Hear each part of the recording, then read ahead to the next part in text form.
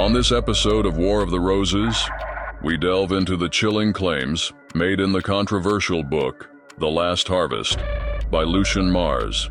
According to Mars, an extraterrestrial invasion is imminent in 2025, threatening to annihilate 90% of humanity and enslave the survivors. He asserts that many among us are already alien hybrids, and that Earth is visited by numerous non-human intelligences.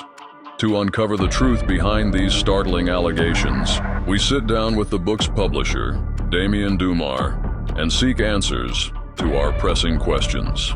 Join us as we explore the unsettling possibility of an alien takeover and the fate of mankind.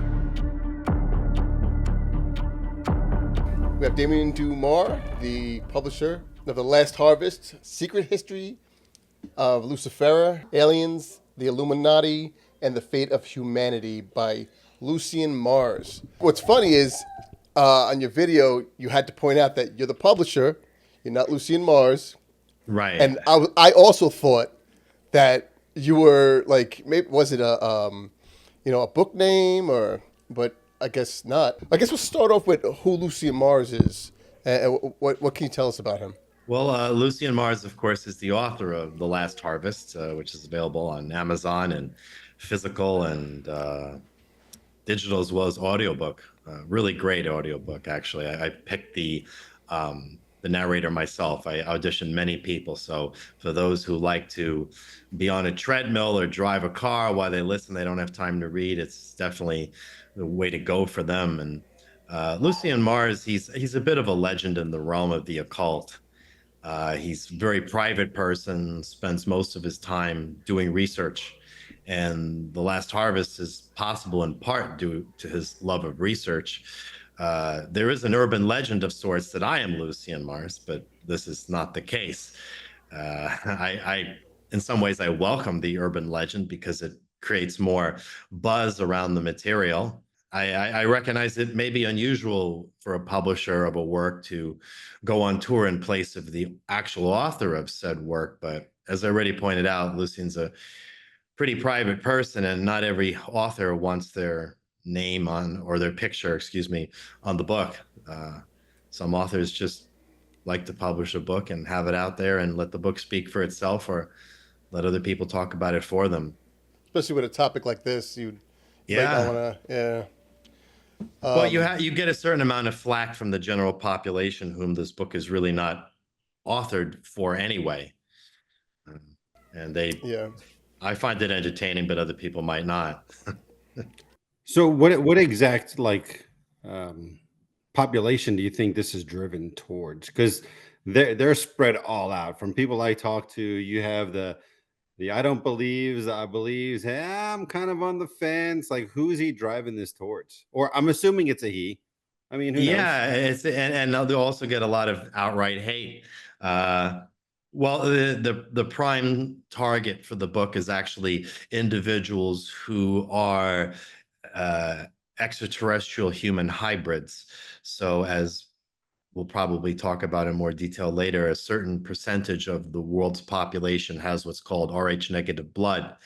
And it's easy to find out if you yourself have this factor in your blood. You can go on Amazon and you can get a test for about $10, and you would prick your finger with a little needle and put a drop of your blood on a card and mail it in, and they'll tell you all about your blood. And one of the factors they will tell you is if you have Rh negative blood or not. And one of the interesting things about people who have Rh negative blood is that they are most desirable to be abducted by extraterrestrials. Extraterrestrials just love abducting people with Rh negative blood. And the reason for that is because individuals who have this factor in their blood are easy to hybridize.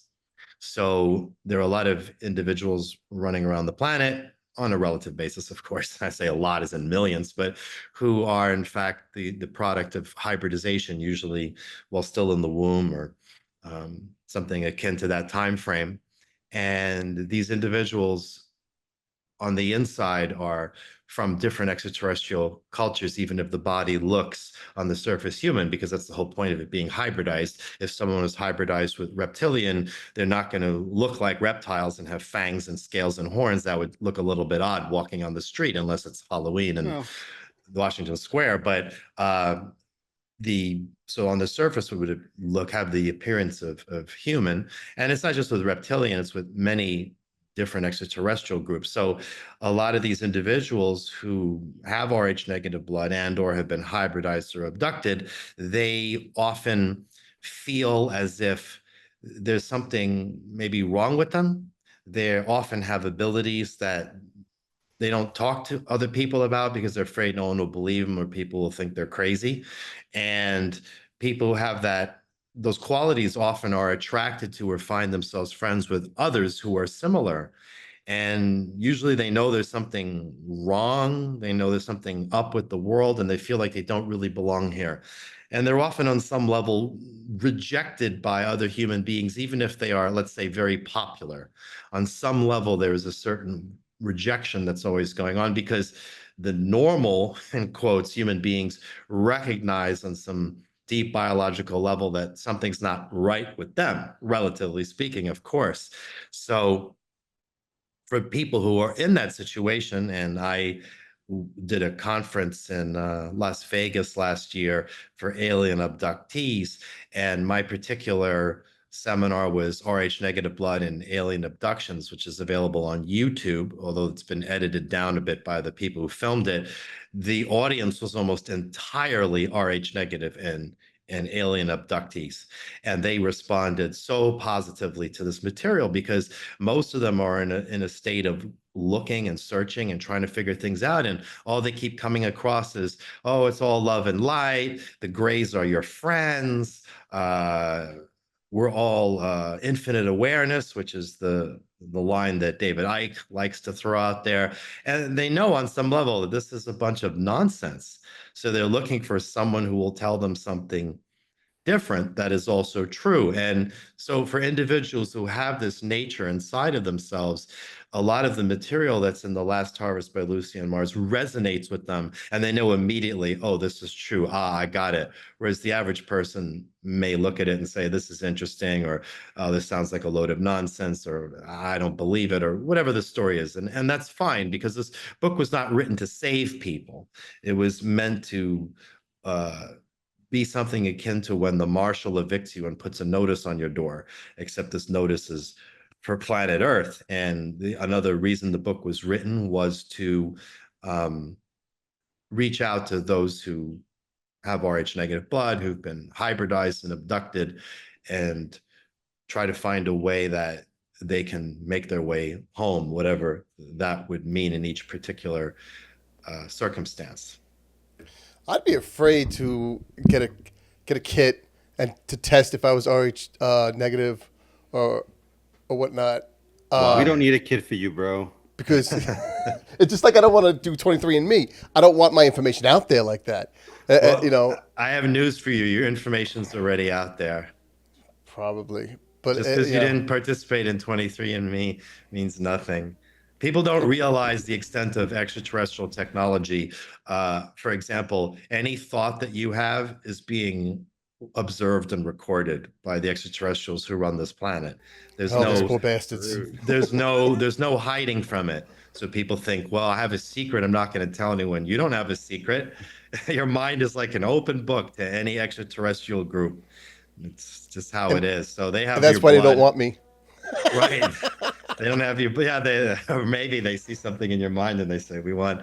Well, that's actually how they feel about most human beings. They don't want them anywhere off this planet making trouble. It's like a failed genetic experiment. So. Mm-hmm. No, absolutely. So are you by chance Rh negative blood that is that information you would share, or? Yes, I have Rh negative blood. So is that what drew you towards this book?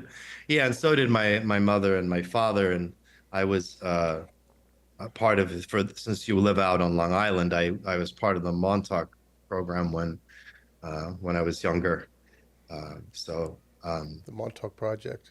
Yes, I was rather intimately familiar with that project. Well, I'm sure many people listening to your show will know about it. It's there was and still is an underground military base on Montauk, Long Island, and it was used for hybridization and purposes, and it's relatively well documented. There've been a lot of books written on it, and so I was a product and part of that operation.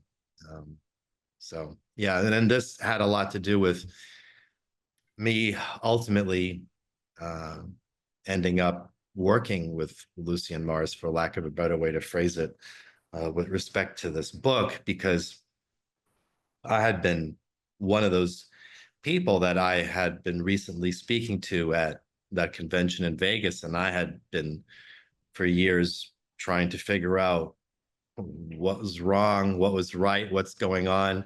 It wasn't so much a question of who am I, it was more of a question of what am I. And I was always open to the idea that, well, to be something that you're not is insane. So whatever you really are, you should find out and embrace it. And so I think that many others who are in my position will hear me speak on one of the many social media outlets, or they will read the book or hear me on Rents Radio or something like this, and they will respond to it. That's at least the intention.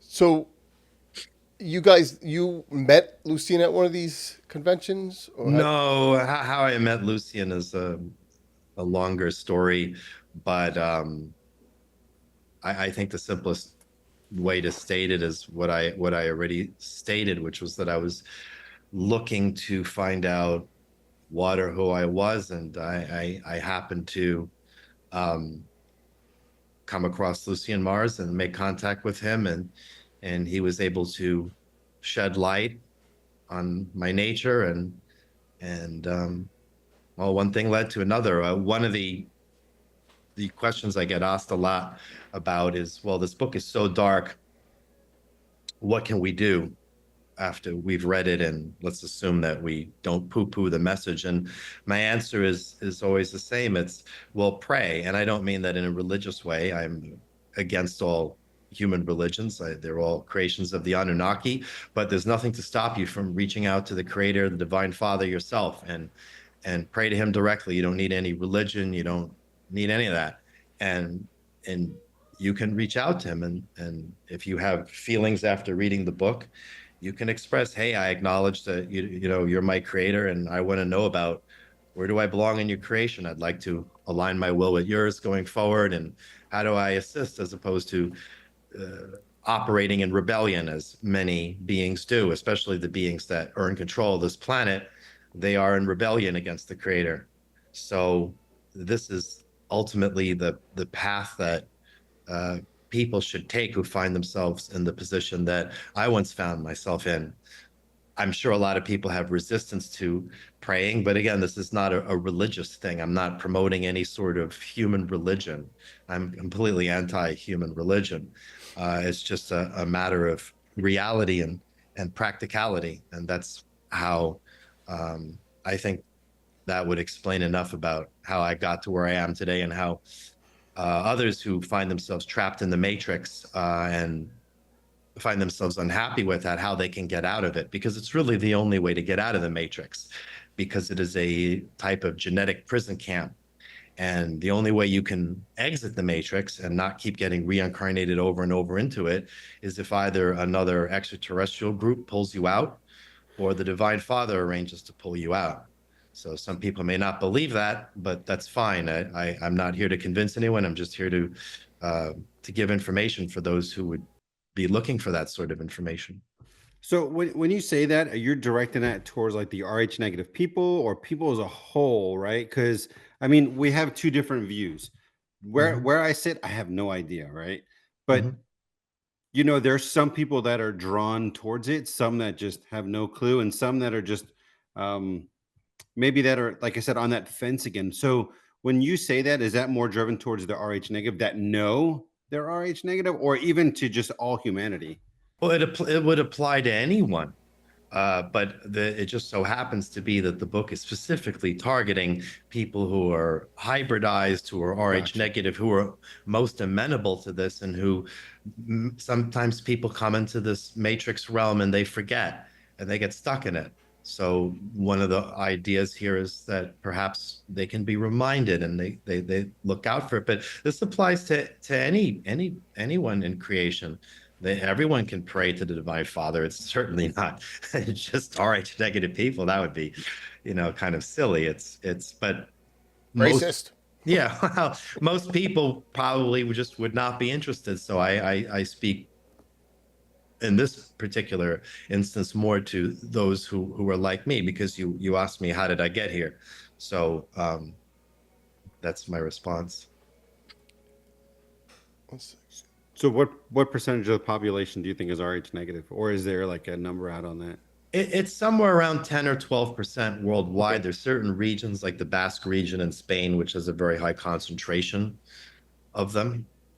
Yeah, that was gonna be my next question. Is there like a central location, like more Europe or more, Asia? But it sounds like, I mean, I lived in Spain, so I kind of see what you're saying. And not only the Basque region, but in any alien abductee conference, you'll find the highest concentration. Okay. Those individuals tend to gravitate towards certain events, and they tend to gravitate towards each other. Those who are Rh negative often have many close friends who are Rh negative. They just may not always be consciously aware of it in those terms. They just may be, well, all my friends are new age like me per se, or something like this, because yeah. I'm a little confused with Rh negative. So are these people who have already been part of this hybrid thing, or they're good candidates to be hybridized? If I pronounced that right. Well, just because someone is Rh negative doesn't necessarily mean they are hybridized or have been abducted. However, if you looked at the people who have been abducted, maybe more than 95% of them are Rh negative. And when you look at people who have been hybridized genetically, again, it's probably over 95% who are Rh negative. The Rh negative blood factor is extraterrestrial in nature. Scientists will phrase it by saying, well, it's not native to this planet, which is, I guess, a politically correct way of saying it's extraterrestrial in nature.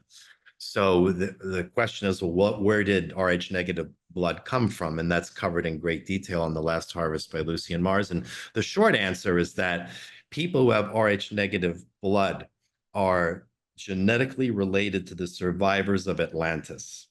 So people who are Freemasons, who are in the Illuminati, those who end up being president of the United States, royalty, they tend to have this Rh negative factor in the blood, because a lot of the things have to do with bloodline. So Tom DeLonge recently claimed that a senior Pentagon official told him that some great catalyst occurred many years ago that wiped out an advanced civilization that was here on Earth, and then some were able to flee, and now they're communicating. And since then, they've been communicating with the new humanity or whatever. Does that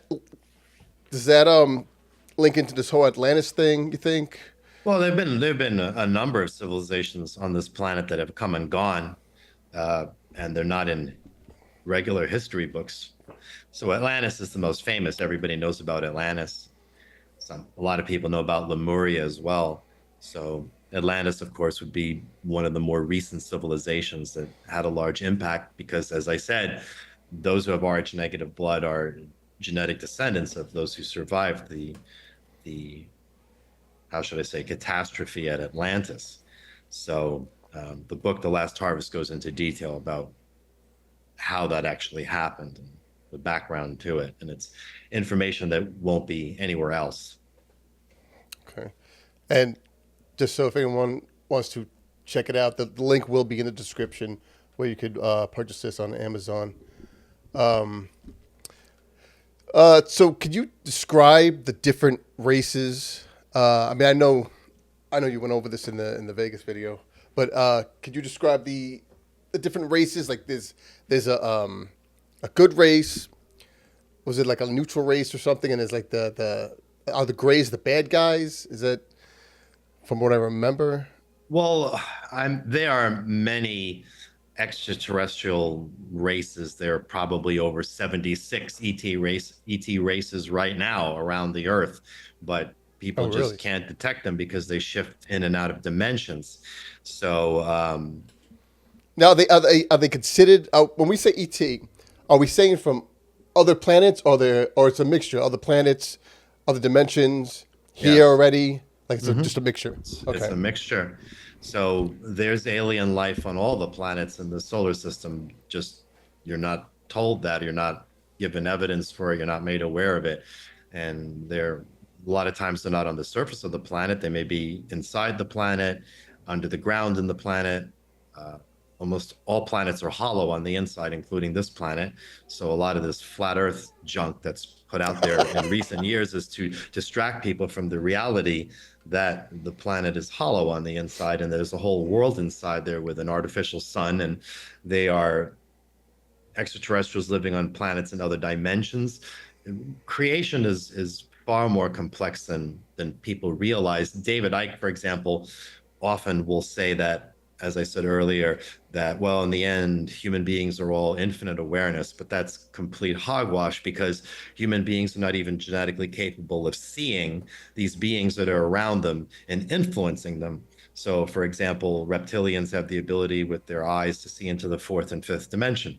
You cannot because you've been genetically engineered not to be able to do that because it helps keep you trapped. So if you had the ability to see in the fourth or fifth dimension, for example, then if you were on a battlefield in, let's say, the Ukraine, you would see all these entities around feeding on all the death and warfare. So if you saw that, you might hesitate to go to war, but because you can't see it, you are you are driven to go to war in the sense of, and there are many traits that are reptilian that are, because all human beings are hybridized between reptilian and human. It's a little bit different than if someone is Rh negative and has been hybridized. That can be looked upon as a further hybridization. And people who are hybridized in that manner usually come from a different civilization. But for humans who are on this planet, in order to trap them here, they have been propagated inside of a hybridized vessel that is a mixture of humanoid DNA or ape-like DNA combined with the DNA of various reptilian species. So different races will be produced by crossing the base humanoid genetics with a particular species of reptilian. That's why you have differences between the races, because there is a genetic difference on that level. So the certain traits, like the traits of fear and rage, are greatly amplified in human beings. Specifically the primitive part of the brain that sees the world as us versus them, because this allows dictators like Hitler or Trump to use fear and anger to rise to power and then destroy the very countries that heeded these primitive emotions. And also fear and anger itself allows for, let's say, like a charismatic hypnotist or speaker to spark people to stupidity and violence. And so humans are kind of trapped in this regards. And another thing that's interesting about human beings from a genetic engineering standpoint is that they have necromantic genetic material. So what happened is when humans were being created, in a sense, or re-engineered and hybridized initially, when they mixed the humanoid DNA with the reptilian DNA, they used reptilian genetics that came from dead reptilians. So by hybridizing human beings with dead genetic material, they created a race of beings that is technically undead. So when you look at the fascination that humans have with zombie films and zombie entertainment, there's a reason for that. It's because on a deep level, human beings, they don't know, but they know that that's really themselves they're watching. And in psychoanalytic research, when they always talk about the subconscious mind, everyone's, oh, the subconscious mind, how do we deal with it? Well, human beings, as we call them, are the only group in creation that have a subconscious mind. And it was put in there specifically to make it easy to control them. So in this respect, human beings are rather disadvantaged. They remain trapped inside of the matrix because they're genetically wired to not be able to see past it. They can't see into the fourth and fifth dimension. They don't have control over their emotions. Their lifespan has been incredibly truncated. A gray alien will live for 20,000 years. A verdant will live for 60,000. And most of these extraterrestrials have already a type of technological immortality where they can take the soul and move it from one genetic vessel to another, along with the memories. So people on this planet still argue, oh, is there such a thing as a soul? And all these extraterrestrial civilizations are like, yeah, okay, you guys are really backwards there. Of course there is. And so human beings in this respect, they remain trapped inside of the Matrix. And when I talk about the Matrix and people think about the movie with Keanu Reeves. right. And Yeah. and that movie, there was a certain amount of truth to it, but they how should I say, it's far darker than what they show. And Elon Musk will also say, "Oh, we're living in a simulation," and he's correct. He should know because he serves the agenda of Satan. So he doesn't run around wearing a Baphomet costume for no reason. He's flying the flag, and this is important to understand. Something the Last Harvest brings out when we talk about Satan, the devil, Lucifer. People, due to religious conditioning, they view them as the same being. Three names for the same being. They're actually three names for three different beings. And they are all would be classified as alpha draconian class reptilians. So that doesn't mean they don't have a how should I say, a divine aspect to them or a spiritual aspect. They're in a special class all their own. But if you saw them in their actual physical forms, they would be have the genetics of at the base of an alpha draconian reptilian extraterrestrial. So the thing is, when people talk about, oh, we're living in a simulation, we are, in a sense that we're trapped inside of an artificial construct. And beings who are in it, they get reincarnated over and over and fed upon for their energy. Just imagine you had a livestock farm, and every time you killed the livestock, they somehow magically reincarnated and came back again. It would be an unending food supply. And this is the reality of what this planet is. And if this sounds far-fetched to your listeners, they should study the data from the Voyager and Cassini missions from NASA. And these are two really great books. One of them is The Ringmakers of Saturn by Norman R. Bergrun, who was someone who did an incredible analysis of the information that came back from the Voyager 1 and 2 missions. And another book here is Saturn, The Secrets of the Extraterrestrial Engineers. And this covers the Cassini mission in great detail. And so what the Voyager and Cassini missions revealed was that the rings of Saturn are artificial. They're constructed by extraterrestrial spacecraft, and that the rings and the planet itself acts as a transmitter for all sorts of data and information that's broadcast out into the solar system. And for those who are in the know, well, Saturn is another name for Satan. He has lots of names, and one of them also is Saturn. So the planet Saturn is actually broadcasting the simulation that humans live in, and human beings are genetically engineered in order to remain trapped in that projection that's being transmitted and not be able to see past it. So some people say, well, that's really far-fetched, and which I would say, well, check out these books and read them and look at the information that NASA retrieved with the Cassini missions especially. And NASA has censored and will not release a lot of the information, but they also released a ton of it. And for those who are very scientifically minded, who've analyzed this information, they have just discovered an incredible amount of things that you're never going to hear on the Tucker Carlson show or even Joe Rogan. So this information is kind of published, it's put out there, but it never gets projected out farther. And this might be one of the reasons why NASA has all these laws governing your interactions with extraterrestrials. In the back of The Last Harvest, we reprint them. So if you don't believe in extraterrestrials, well, NASA sure does, because the Cassini and Voyager missions have demonstrated their existence, and they're writing laws governing your interaction with them.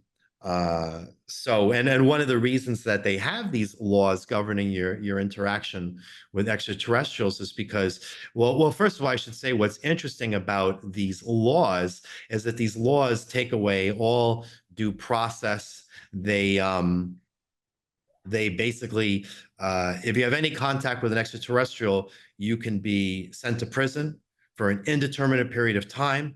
There's no due process of law, no appeal. It's entirely up to NASA administrators.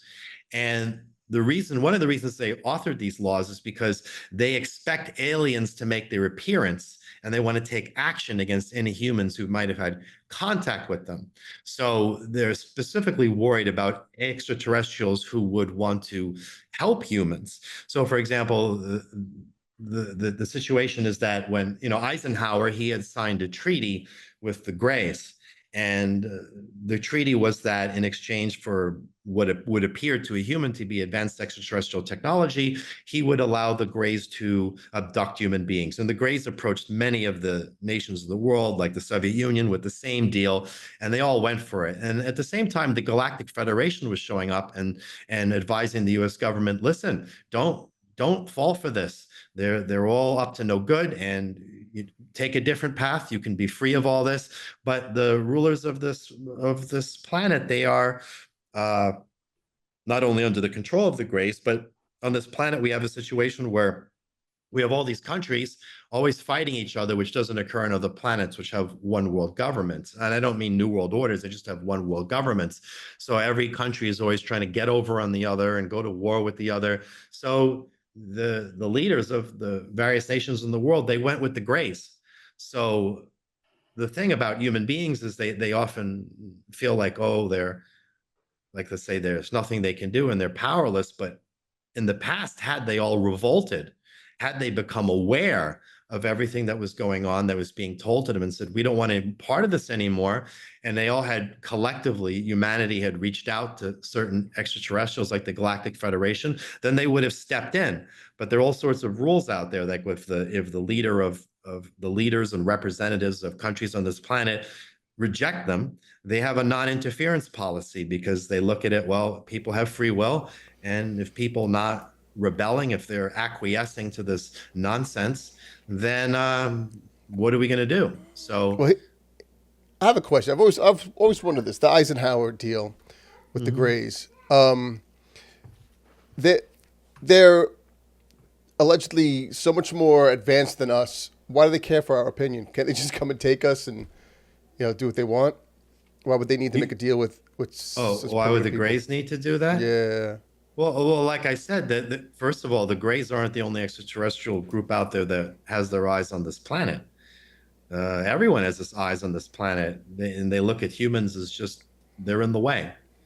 So So why make a deal with us? Well, because a lot of this comes down to issues of free will. If the Greys come in and try to take things, then other extraterrestrial groups would be like, well, we want to take it too. And then you have open warfare. So the Greys will come and they will make a play and say, hey, we want to make this deal with you. And then other extraterrestrial groups will often, the exopolitics are very complex, but they will say, okay, well, for now we back off, per se. And see, the issue is that, and we have to come back to, in order to really put this into context, we have to talk about, well, what is the last harvest really about? What's the main theme or the message? And there's a reason the Georgia Guidestones are on the cover of the book, and that's because the main theme of the last harvest is inscribed upon the Georgia Guidestones themselves, which is that the elite plan to reduce the population of the world by 90%. So the question is, well, why would they do such a thing? And so the short answer is that the elites are beholden to the extraterrestrial group known as the Greys, as well as Satan, who runs the Matrix. And they wish to take the planet for themselves and hybridize and enslave the population that remains. So this is important to understand, because how does this tie, for example, into the year 2025? So the year 2025 is the year in which this plan by the elites will commence. Doesn't mean it's going to be completed in 2025. It means it begins. So the plan to hybridize, microchip, and enslave the remaining 10%, this is why we have a push to ban abortion by the authors of Project 2025. It's in the news lately. Oh, Project 2025. Trump is all about Project 2025. He denies it, but he's definitely part of it because half of the authors of this project are on his staff. So they all know what it is. And one of the overwhelming themes in Project 2025 is nationwide abortion ban, to the degree they would ban even morning after pills, and they even start to frown upon regular contraceptives in the 1,000-page document, which I've read. Most people who talk about it haven't read it. I've actually read it.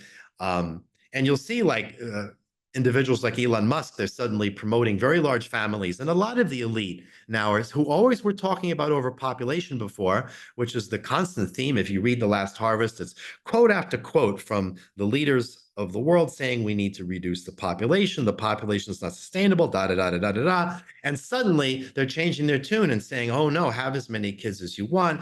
Trump wants to create freedom cities and offer incentives to make babies. They want to ban abortion. Why is that? Well, the reason why is because you cannot hybridize an adult. You have to hybridize a child.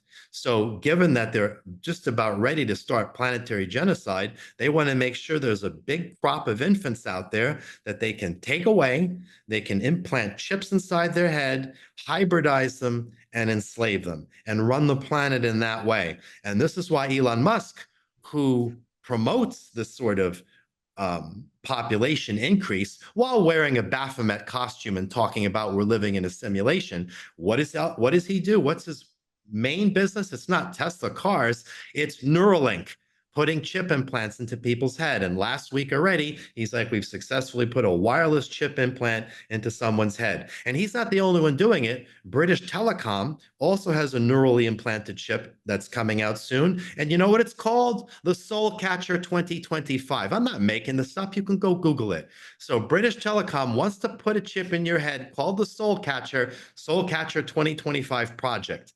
So this is what they refer to as the mark of the beast. And the King James Version of the Bible correctly points out that it's not on the hand or on the head, it's in. So this is important. And people really need to wake up and realize that no matter what happens, you must never, ever put a chip in your head. You must never do that. And they will pressure people. This is one of the reasons that Elon Musk supports Trump so much, because when they do surveys, most people say, I don't want no chip in my head. But what if it's forced upon you? Just like with the vaccine, people were like Fauci came out afterwards and said, well, no one forced anyone to take the vaccine. People be like, what are you talking about? I would have lost my job. If you lived in many European countries, you wouldn't have been able to go to the supermarket to get food. So people acquiesced and took the vaccine, even though they didn't want to. So if there is a national currency reset, if there is an event that causes the president to launch all these executive orders that take away all your rights and turn you into a literal slave, they will also say, hey, if you want to participate in the banking system, if you want to go buy food and eat, you need a chip in your head. And I'm telling people right now that if it ever came down to that, take a gun, put a bullet in your head. You're not going to get in trouble for killing yourself, because your body is not as important as your soul. If you put a chip like that in your head, you give up your soul, you become damned, you give up your free will. And they are letting people know this in their own subtle way. Jennifer Lopez had a film come out recently about chip implants where she gets one. There's another film that came out where— That was a terrible movie, by the way. Right, where a quadriplegic gets a chip implanted, and there's an Elon Musk character who even looks like Elon Musk who's doing the process. And in both those movies, they made it abundantly clear that the moment you get that chip inside of yourself, you lose all free will. And there's nothing you can do about it because you use your free will to give up your free will. No one's going to come and save you. And so at that point, you become enslaved to the matrix, enslaved to Satan. And even when Satan gets destroyed one day, you're still going to be floating around in the ether. And so the last thing you need to do is get a chip in your head. And the year 2025 keeps turning up and over. The Air Force has said that in 2025, they will have complete control over the weather artificially and can create famines and droughts at will. As 2025 begins to approach, we can see we're already in approaching World War III. So all these vectors of depopulation to bring the population down by 90% are already right in your face. The specter of nuclear war, planetary famine, viruses and diseases. It's really not hard to envision this. And it's just important to keep in mind the number 2025. And Lucien Mars has even gone so far as to give the exact date where Satan will return to rule this planet, and it's going to be September 20th, 2025. That's my fucking birthday. That's that's a year and a month from now. And I'm just kidding, Rob. Take it easy. Oh, damn. It's you're not mayor going to take long. We're not making predictions very far into the future. Yeah. It's very close by. 2025 is a big deal. And it's very important for people to realize, and I know most won't listen, not only never take a chip inside your head, it's the worst idea ever, but more importantly, listen, don't go out there and vote for a convicted sex offender and a convicted felon. I mean, like, for those who are Christians, and many of Trump's fans are Christians, Project 2025 has as its goal to create a Christian fascist theocracy and replace the Constitution with that. It's very clearly in the document for those who read it. So all those Christians, they should ask themselves, well, would Jesus vote for a convicted felon and sex offender who threatened to hang his own vice president, who claims to be such a devout Christian? Of course not. And I'm not into religion and everything. I'm just putting it out there for those Christians who believe in this sort of thing. They have to look at the contradiction of this. And, voting for something like this, it has consequences, because again, we live in a creation, not a clockwork. People have free will. And the creator looks at this and says, what are these people doing? They just sit around and they vote in their own destruction. They just acquiesce to their own destruction. And I know some people would sit around and they would want to get into a big religious discussion about it. I'm not saying necessarily you would, but others do. And while I can't prove this, I can just say this to people, that every extraterrestrial civilization out there, every single one of them without exception, acknowledges that there's only one perfect creator. And no extraterrestrial civilization out there believes in anything like a trinity or some sort of savior that allows evil to be magically erased. This is all absolutely delusion. And I'm not trying to put myself here as a Democrat or a progressive or left wing. I have no political interests. And no matter who you vote for, the end is nigh. But when you go out there and you vote for Trump, you are accelerating the inevitable. And if that's what people want to do, well, what can I say? I can't make anyone do anything, but people need to be aware. I'm on podcasts and people will say things like, oh, well, Trump is saving the children and from trafficking and all this kind of nonsense. And I'll say, yeah, well, then why is he best friends with Epstein? And why has he been on Epstein's island so many times? People are under a spell, literally, and they just believe all this nonsense that someone's coming to save them. And if it's not Trump, it's Jesus. And the reality is that the only person who can save you is you, through your actions, because your actions have consequences and you can't escape the consequences of your actions. It's just you. What are you going to do? Are you going to reach out to the creator? What are you going to do with your will? But most people probably will do things like vote for Trump, stick chips in their head. And hey, I mean, have at it. So let me ask this, and you feel free to answer this, but are you married? No. Okay.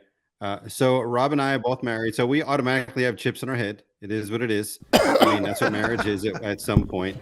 But I mean, you just put out like 40 minutes of information. That's amazing. Like, it's opened up my eyes. I'm sure it's opened up a lot of viewers' eyes, but I want to take a kind of step back a little bit. Sure. Right? So being that of, Rh negative blood, how far can you go back to you realize, like, to your beliefs are what they are now? Like, what changed you from this, probably a happy-go-lucky kid, to start thinking about what's next? Or has it always been like that? Like, what was that changing factor? Well, I was never a happy-go-lucky kid. I don't think anyone who's Rh negative is. It's not possible, especially if you've been hybridized. There's nothing happy-go-lucky about your existence. It doesn't mean that I'm I was depressed in my life or something like this. So it just happy-go-lucky certainly would not describe Well, I it. mean, as a general statement, Uh, right? At yeah, what no, point I did you wasn't realize? trying to attack it. I was Yeah. just pointing out because I'm speaking in this regard to others like me who may be listening to this. They'll know immediately what I'm talking about. So at what point? Well, I always knew something was up, and I was just you didn't know what to do about it because especially my situation was very complicated, like a lot of people in my situation would be. And so I was always knew something was wrong. And I think maybe when I turned 18 or 17 or 18, I was like, I need to do something. I need to figure this out. And I just went out there and consumed everything I could get my hands on. This was also before the internet, as I'm Gen X, and I just followed any kind of trail that seemed to spark my interest or seemed to promise to take me further on the journey. And that went on and on and on until one day I figured it out, at least for myself. How does this affect you, knowing all this information affect your day-to-day life, knowing that uh, inevitably we're fucked? Well, I mean, there are a couple things I could say about it. As far as dying goes, everyone's going to die anyway. So if you die sooner rather than later, it's really no big deal, especially knowing that old age sucks. As far as knowing this information for people such as myself, who were never really particularly embraced by this reality or society, it's not that difficult to accept this information. It's almost like, okay, because someone who's in a situation like mine, it's very different from, listen, most people haven't been abducted by aliens. So for people who have been abducted by aliens and who remember it, or their whole reality is very different. But it's not just that. It's like, listen, anyone who watched the the buildings on September 11th come down in a controlled demolition and didn't immediately go to sleep and go, oh no, jet fuel always melts steel beams. And they remained alert and said, no, wait a second, there's something wrong. How do they live with that? Most people can't live with that. That's why they go to sleep and believe all kinds of nonsense, because to realize something like that has all these implications to the human psyche, and the human psyche is always trying to protect itself because it was engineered to be weak, because it's easier to control people like that. So for me personally, there's a certain amount of relief that, okay, I understand what I am and what my place is, and this is all makes sense. It's fine with me. So So it's, talking 9/11, have you read all of the post 9/11 documents that have been released by the government, such as that 1,000-page manuscript released by the Pentagon? Well, I have not. I have Okay, not. so No, so I don't. have actually read it. It's Uh-huh. pretty in depth. So I'll give you your side, right? So there's two sides, right? That it's kind of like, which side do you believe, right? So there's those that can read whatever the government puts out, right? And then there's those that can believe whatever that higher being is, that this is the way it's supposed to be, right? So I would encourage to anybody that's listening to this is to be open-minded to both sides, but to do the research of both sides too, right? So you could do the research of one side, be like, yep, that's exactly what it is. But what about the other side, right? Or is it all just kind of like, this is just the way it is? And that's kind of like, I guess I'm asking your opinion, right? So would you be inclined to look at the other side to see what post 9/11 documents have been released? Listen, I've seen and heard plenty about what the official government story is, and it's the biggest pile of garbage I've ever been exposed to in that realm of behavior. It's just, and which is listen, I'm most government not. documents. I'm not some kind of trying to be a conspiracy theorist here. I was there when it happened, and I listen, if you're looking at a controlled demolition, you're looking at a controlled demolition. And if someone's going to tell me that jet fuel melts steel beams and causes a building to collapse into dust in seconds, I'm like, yeah, go keep smoking that crack pipe. I mean, you're welcome to believe that. And quite honestly, I don't care because it doesn't matter. But I think many people at that time, they looked at it and they said, okay, what kind of world are we living in here? And that's fine. So I'm, it's not a question about being open. It's like someone saying to me, hey, would you be open to looking at this child porn? No, I wouldn't. Why would I be interested in So that? you're confusing child porn with a act that killed thousands of people. So Not at all. No, that's no, no, exactly no. what you just did. You No, just no, said, no, "Are no, you no, open to no. looking at You're child putting porn?" words into my mouth. No, No, no, no. did you not just say, "Are you open to looking at Le- child porn"? You That's are exactly what you conflating just said, things. sir. You have to let me continue with my thoughts Go ahead. because this is not what I said. Just because someone says certain words doesn't mean they mean that. What I'm saying is, I don't have to explore something that I am not interested because I find it wrong. That's what it Okay, is. that's fair. So just like I am not interested in child porn and find it wrong and disgusting, I am not interested in finding in reading the information from something that to me, common sense, is a complete lie. Just like to a normal person, going after children is just wrong. No one needs to say how or why. So if I see buildings come down in a controlled demolition, I don't need to hear anything else. And if other people want to explore that, that's great. I'm not trying to convince anyone of anything. You just asked me if I was open, and I explaining my view on it. And for those who are I think you interested, were just the comparison was probably just a little bit off. I well, think you might have the been offended comparison's a by the little sensitive. comparison. Absolutely. You might have been offended, but that's okay. I mean, the Last Harvest offends a lot of people. And the book, The Last Harvest, goes into the reasons why 9/11 really occurred. For those who want to hear a point of view they've never heard before. Let's calm down for a second. So, is there any way we can protect ourselves, or it is what it is? They're going to kill 90% of us. And there's nothing we could do aside from not putting a chip in our brain and not voting for Trump.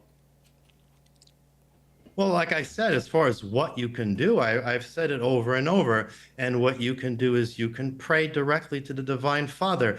This is a dark book, and there's no happy ending in the end. David Icke's books are very dark, and the way he avoids offending people or depressing them is he then comes up with this fantasy story. Well, we're all infinite awareness when we're not, because if we were infinite awareness, then we wouldn't be trapped in a matrix unaware of what's going on.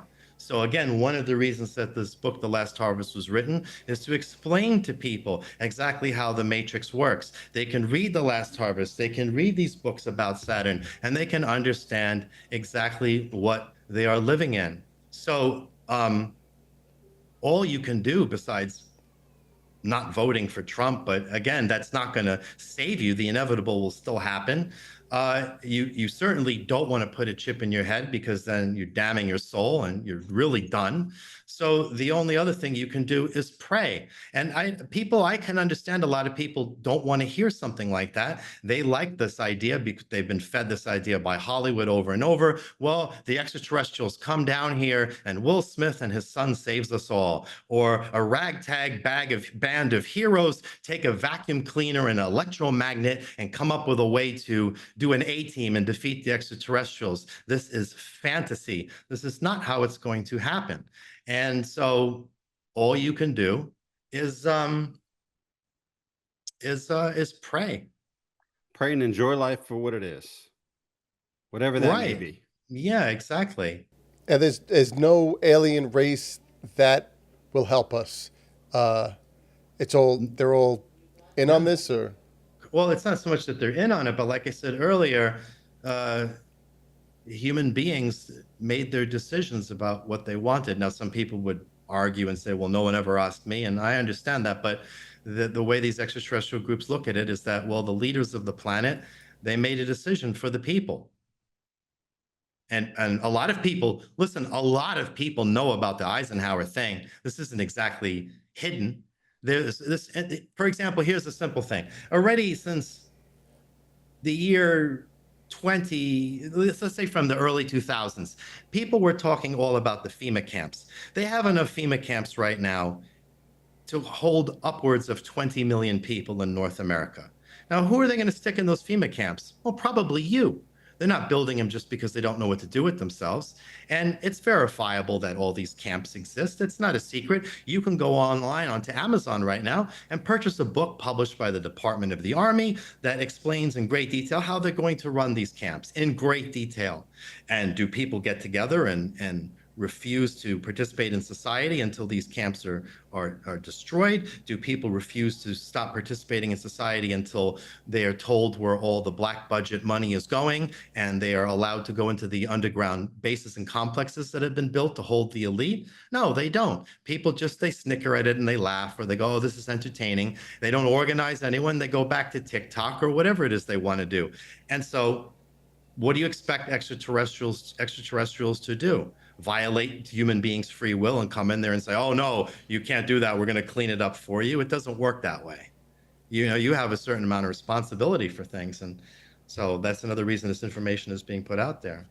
So when this does happen, I don't know when it's going to happen, but will all the Rh negative people know like their side or where they're at? How do you think that will work? No, not necessarily. A lot of them, they won't know. Like a lot of people, they will end up stuck. You know, the hope is that these people find their way out, but a lot of them won't. Just like most human beings aren't going to start praying. It's just the way it is. It's a lot of people won't make it out, and that's just how it goes. So this man Jon Stewart, I don't know if you heard of him, not the political comedian, but this other guy that goes into this stuff. He was allegedly told by an ex-DARPA scientist that DARPA's goal is to repel the invasion that's coming or is currently going on. Have you heard anything like that? This is something new that came up. I haven't heard about that specifically, but this idea of human beings repelling an extraterrestrial invasion is absolutely laughable.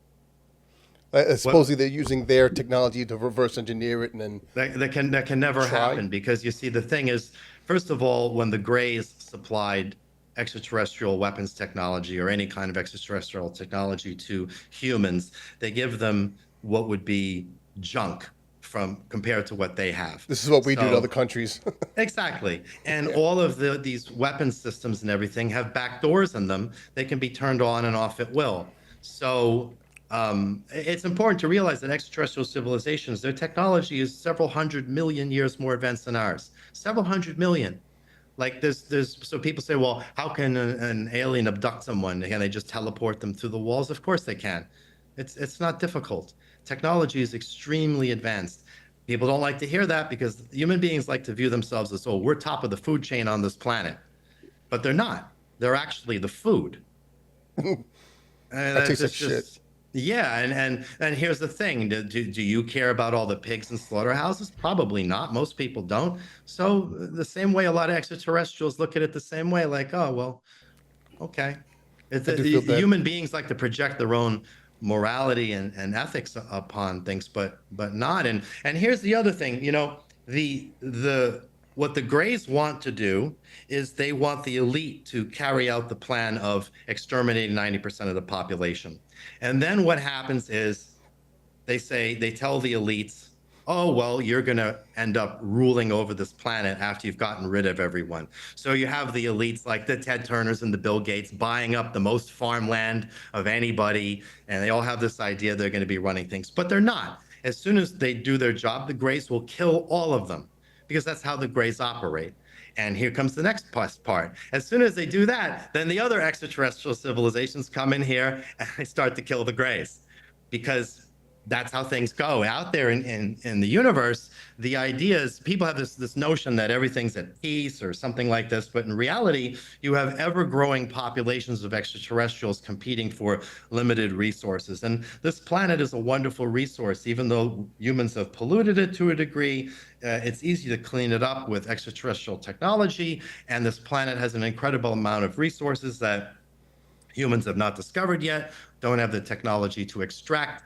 And this planet is also very important strategically because it's located along an intergalactic trade route. So everybody wants it. Everyone wants to be in control of it.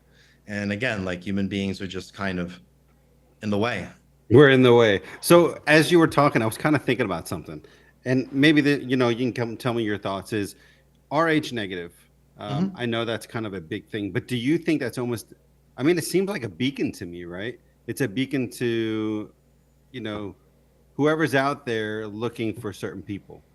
Is that the way you would kind of take it too? Since those are the people that are targeted by them. Yeah. Well, it's if you like, I have to be careful with what analogies I use now with you. So give me a second. I'm saying if you have a sweet tooth and you like candy bars, then you're going to go into the candy shop as opposed to the butcher shop. And so if you're an extraterrestrial and you're looking for beings to hybridize, you're going to be looking for Rh negatives. And you're correct. It is a beacon. It is. But what is it that they have that's different from anybody else besides that Rh negative? Because the Rh negative factor shows that there is a greater amount of extraterrestrial DNA, which lends itself to hybridization. Gotcha. Okay, that makes total sense. Why hybridize or whatever if they're just gonna wipe us out anyway? They're just wasting their time. No, well, for example, they want slaves, so they don't want to do work. So who's going to do the work? They need slaves, so they hybridize slaves, and that's the idea. If you have a hybridized worker, you can hybridize a worker to. They have the technology to, for example, if you needed someone to work in outer space, they could hybridize a being that could operate in outer space without a spacesuit. Aliens are pretty fucking immoral. Not cool, man. You Greys, you guys are dicks. I'm gonna tell you right now, you're dicks. Before you kill me, I'm gonna tell you a bunch of dicks. See, I don't even worry about me. I worry about my kids. You know what I mean? Like just like nuclear wars. Like I'm not really worried about me. I'm worried about my kids. Like what would I do with them? If it was just me and had no family, I'd be like, I don't give a fuck about shit. But like the only thing I worry about again is my kids with the, like alien invasion or nuclear war or Mike coming over. Any one of those things. Oh boy! But wow, we found the trigger and we're just gonna keep pulling it. Mike's beacon is a glory hole.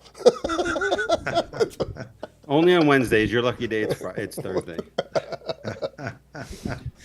Well, I mean,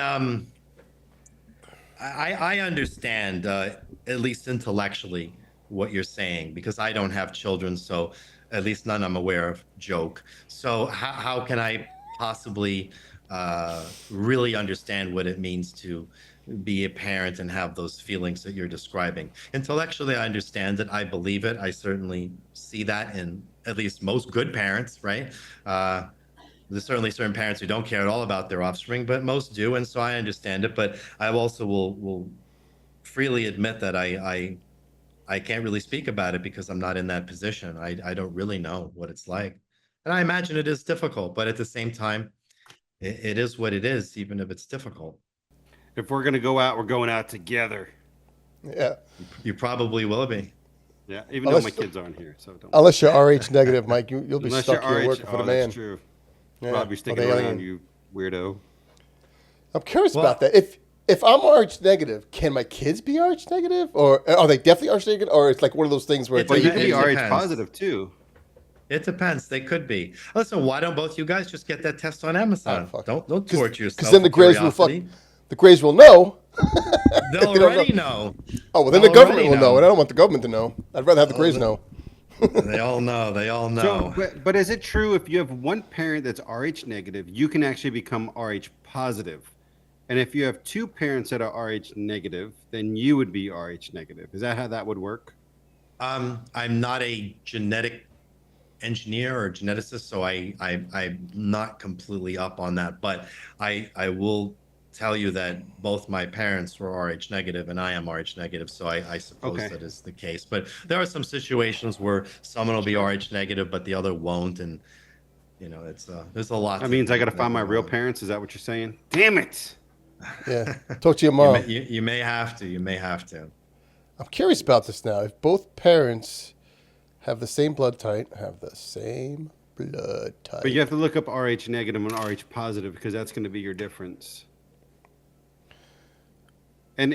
So what I was understanding, life expectancy for Rh negative and Rh positive are different from other blood types. I'm not sure if that's the case. Huh. It's interesting. I wonder. I Uh, wonder. Maybe Yeah. maybe somewhat immortal until you're well, called. well, it says if both parents are Rh negative, their baby will also be Rh negative, and there's no risk of Rh disease. What is Rh disease? I thought RH wasn't a disease. Future pregnancies could be Oh, that's for affected. women. Yeah. Actually, It's interesting. actually hold on one second. I gotta ask my wife real quick. I think she's. Ooh, hold on.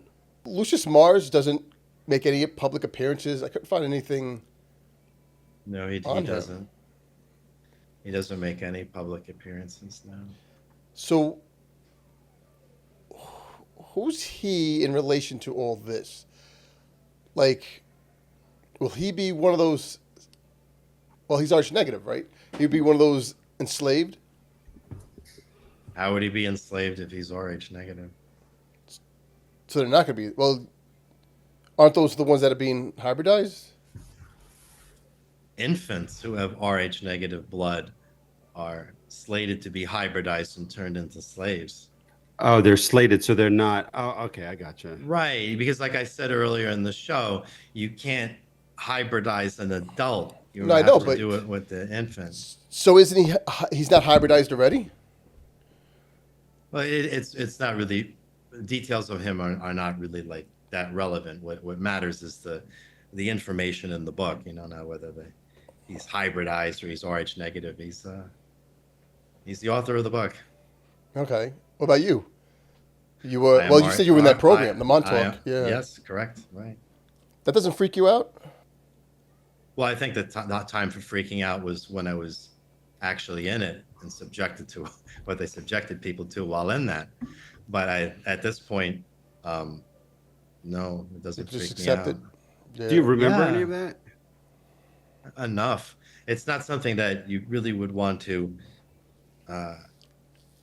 remember. And people who have this idea, let's say, if someone's listening to this and suspects that they've been abducted, suspects they've been part of this program, if they are meeting these categories and they get some idea like, hey, you know what would be a good idea? Maybe I should go undergo some hypnosis and see what I can remember. Never do that. That's the worst mistake you can ever do, because two reasons. One is that if you actually remember a lot of this, can lose your mind.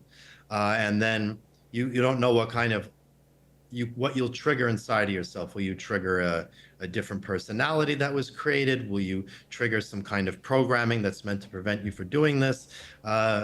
Most people who've been in programs like that, they don't survive very long. So Wow. going, because this is not something that you would want to try to remember. It's not even relevant to anything. I just throw it out there because it gives people a certain frame of reference, because a lot of people have heard of the Montauk Project and want to talk about it and have, read books on the subject. There've been many books written on it, but ultimately all these things are not really relevant. Anyone who has been abducted and hybridized has been in one program or another, or had one experience or another, and most people don't remember them because the memory is either wiped or you're given what are called screen memories. So you have false memories that are implanted to cover what really happened. So if you don't remember much about your past, like myself, I don't remember much about my life at all. It's all mostly a blank. That's a good thing, because it means that had you had artificial memories put into yourself, that will degrade your mind faster. So you may end up one day with Alzheimer's or something like this, because the mind will be destroyed by the process. So if you just have blankness, that's better for you, because it's not going to degrade the brain. These processes, they have impact on the organism, the physical organism. There are different races, different experience. So what do we got? So I guess the tall whites are the good guys, yet they don't give a shit if, if the grays take over. There's so many civilizations out Yeah, there, and you can lump them generally into light and dark. However, I think first of all, let's talk a little bit about darkness, because this is I guess it's subjective. Well, it's this important thing to understand and unpack a lot of material that's in The Last Harvest by Lucien Mars. Just like we have Satan, Lucifer, and the devil, three names for three different beings, contrary to what is commonly taught. when most human beings look at darkness or evil, they just say, oh, bad. So there's good and bad. But it's not actually how it works, because you need both light and dark in creation. So the issue when you're looking at dark beings or evil beings is their will in alignment with the creator, the divine father, or are they in rebellion against him? So as a simple example for people who have some religious background who may be listening to me say this and go, what are you talking about? Okay, well, in the Bible, in the Old Testament, there's a story about how the angel of death went around taking the firstborn of all the Egyptian families, but left the Hebrews or the alone because they had blood on the door. I don't remember the exact story. So he didn't touch them. So that's an example of a being that's classified as dark, whose will was in alignment with that of the creator. He was not murdering everybody in sight. He was only murdering who he was supposed to. So and then you would contrast him, let's say, to Satan, who is always in rebellion, who has an axe to grind, and this is so dark can be broken up into these two different categories. So out there in creation, you will have light empires and dark empires. So for example, the Galactic Federation would be considered of the light, the reptilian Seer Empire would be considered dark. Yet even though these are two very different civilizations, they work together because they have common interests. And both are needed in creation. So the Galactic Federation often is building things up, and the reptilian Seer is oftentimes, engaging in other behavior. So, but it's all required in creation. So this is a different way of looking at things than the way humans normally look at things. And if they look at it in this way, it'll help them to understand a lot more than if they remain, closed off to that. Oh yeah, that makes sense. I'll tell you what, I can't wait to listen to the audiobook. I can't wait. What is the audiobook? I'm going to download it today. The narrator is incredible. He's so I good. can't wait. It's like hypnotic listening to him talk. No, I'm super excited. I mean, I definitely have kind of I understand it a little bit more. I feel like that I can be able to listen to it and kind of understand where things are coming from and where things are going. So I'm excited for that. It's gonna be awesome. Well, I'm glad to hear that. I think for practical purposes, the last harvest can be divided almost into two sections. The second half of the book is not really so much the words of Lucien Mars, and it's not necessarily new information. It is more of like an aggregation of the words of the elite, the leaders, the government, and it's all the evidence of demonstrating the horror that awaits you in the future. And that's not really a question of speculation. The first half of the book, where we talk about extraterrestrial civilizations, that sort of thing, naturally it falls into the category of speculation, even though NASA has written laws governing your interactions with extraterrestrials. And the reason it still falls into the category of speculation is because most of it cannot be proven. I can prove to you that the government has concentration camps because the Department of the Army publishes books on it. I can't necessarily prove to you the history of the evolution of the reptilian race, because what would I point to besides what's in the book? So that is something that people don't necessarily have to accept or believe in. In many ways, what's more important is the other stuff that's directly impacting one, because let's face it, most human beings, they love their entertainment. And if you say, hey, guess what, lightsabers really do exist and they're talked about in they all want to talk about it. But you know what, the lightsaber is not going to keep you out of the FEMA camp. It's not going to prevent you from being nuked. It's just entertainment. However, that's good to bring people in because maybe they get attracted by that and then they read what else is in the book. And of course, another reason that a lot of these extraterrestrial exopolitical topics come up is because one has to explain the full story of, well, why do the elite want to kill everyone? Because that seems rather rude and psychotic. So there has to be an explanation given. And the issue is that the explanation is extraterrestrial in nature. So the subjects have to be brought about. And I completely recognize that a lot of people, just like so many people are atheists. So many people will say, well, as extraterrestrial stuff is, you've watched too much science fiction, is the common comment that I will see in social media. And that may well be true, but it doesn't mean that I'm spreading falsehoods, even if I have watched too much science fiction, perhaps. So I think that it's important to point this out because otherwise it could be sort of overwhelming. And another reason why when I did my lecture in Vegas, which is online, is people who watch it will note that I have an entire mind map flowchart that puts forth the entire picture on an overall bird's eye view. Because when one's reading the book, there's so much information that people often say I'm hit with. How do I process or digest it? That I felt that if I gave them an overall background of the history of the planet and all the extraterrestrial players involved, it would be easier when they read the book for them to assimilate the information, because that often is a bigger stumbling block for people. But again, if someone's not open to that sort of thing, that's fine, because what's really important is that the elite plan your destruction, and that's what's important. And now what's really most important, and if as the election is now what, August, September, October, it's 3 months away pretty much. And what's really important is, again, Project 2025. And it's very ironic that when we published The Last Harvest, we were talking about all these places where 2025 is coming up. And now it's literally coming up again in the election, Project 2025. And here's the crazy part. They've been planning this for 40 years.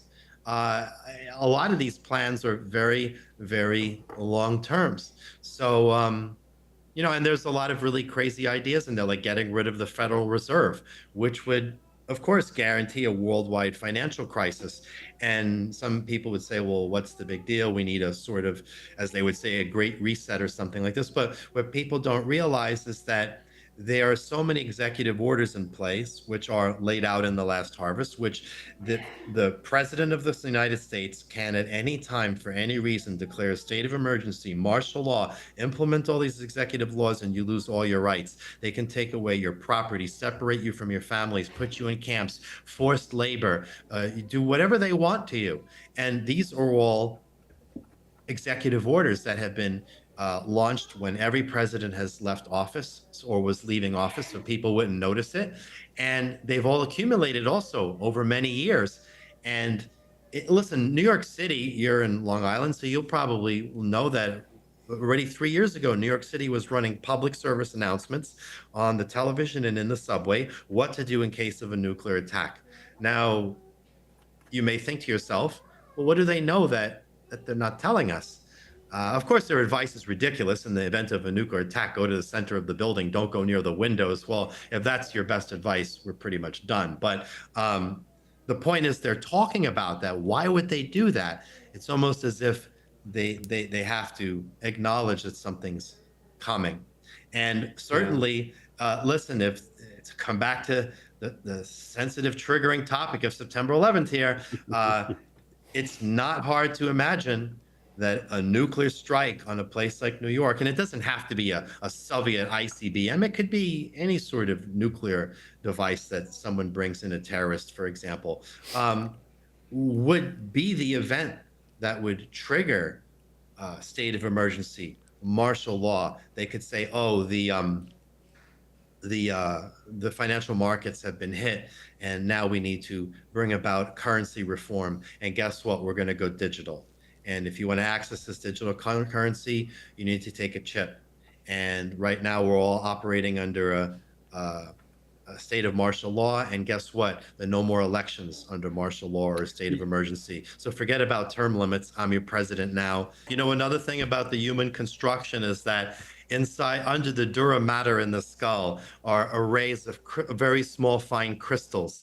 And they were put in there genetically in order so that people could be more easily influenced. They could fall under group psychodynamics. Let's say you're in a concert or a sports arena and everyone's acting as one unit. And here's an interesting thing. The people who had their skulls damaged through forceps delivery, or who were in a car accident, these functions don't work because the positions of the crystals are now out of alignment.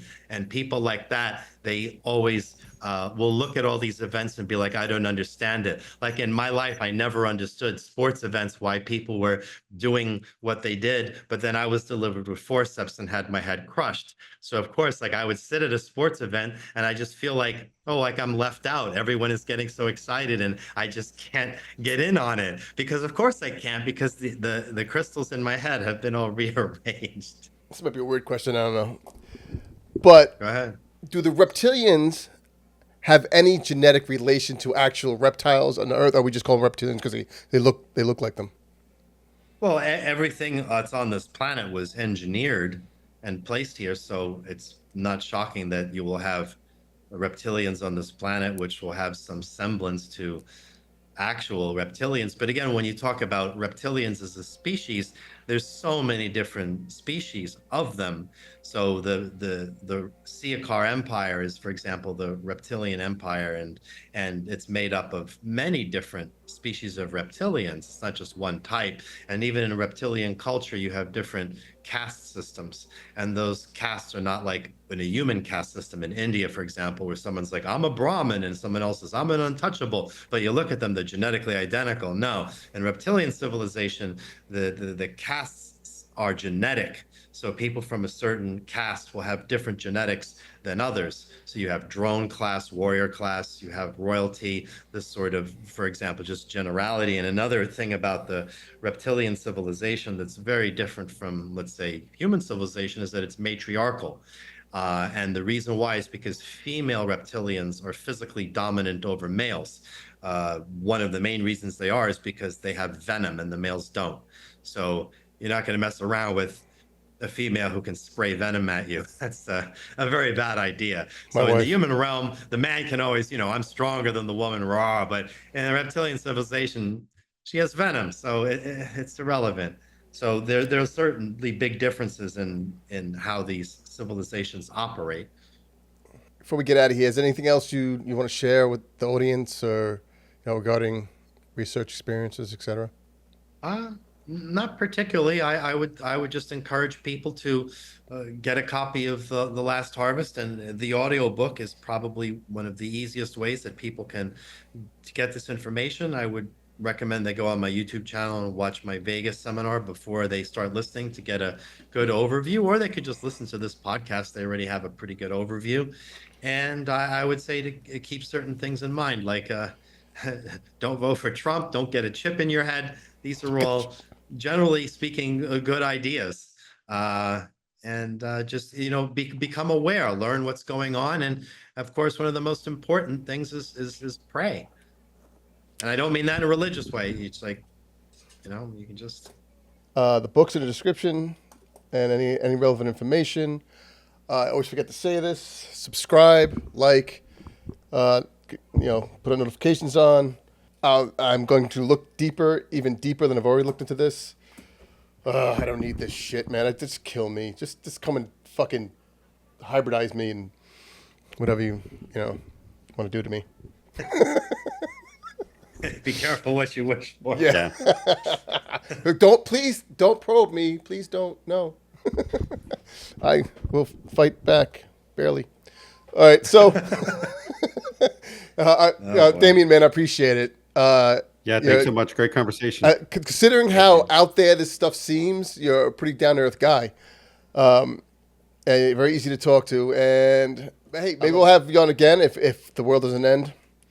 And hey, good luck with anything else if we don't talk before then. Thank you. Thank you, man. Thanks so much.